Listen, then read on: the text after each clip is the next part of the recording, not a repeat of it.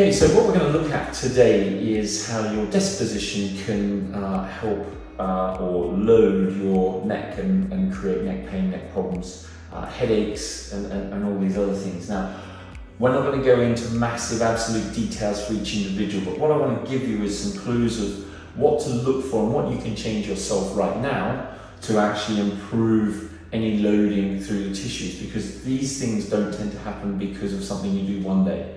They tend to load and accumulate, and by the time it becomes a problem, it's much harder to settle down. So I've set myself up at a desk with the computer in front of me. I'm working on a laptop. My keyboard is out in front of me. My screen is even further away. So my elbows have moved away from my body. So we're going to talk about where we want our elbows to be.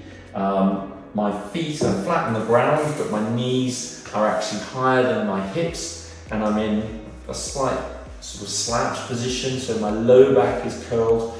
As a result of that curl, my thoracic spine curls and I get a slight chin poke. And obviously then if I start to reach, I'm on a touch screen.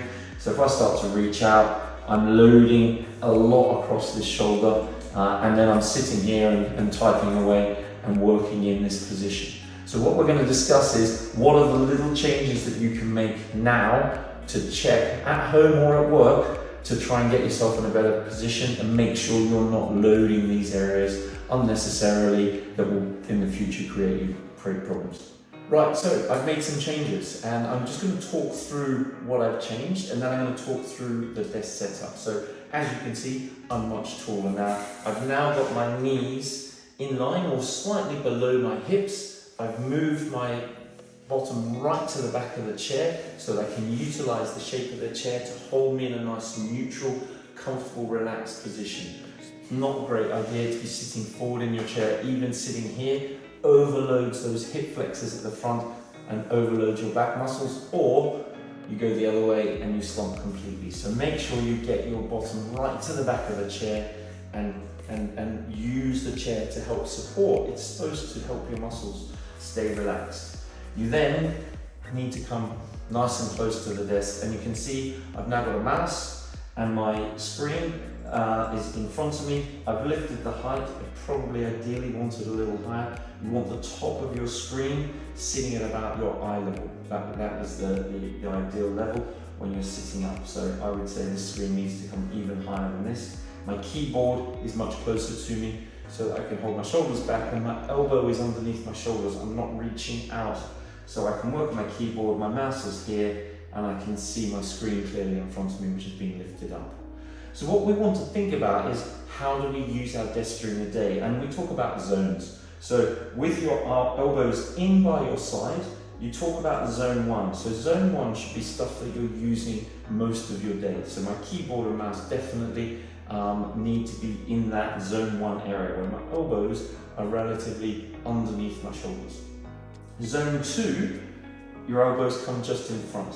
Anything in that area is stuff that you're going to be using regularly during the day. So if you're on and off the phone a lot, you don't want to be reaching out and putting that stress through, so make sure it's nice and close. Anything you're using out there, anything outside of that, anything in zone 3, you only want to be using once or twice over the course of the day.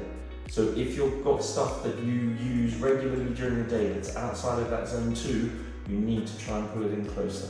Make sure if you're on a chair, chairs with arms generally prevent you getting underneath the desk. So make sure that you're sitting in nice and close to your desk so that your elbows are resting without pushing your shoulder up or without your shoulder dropping into that position. So my forearm relatively relaxed, my wrist can rest on here, and I can type away, I can reach my mouse, and my screen is in a much better position.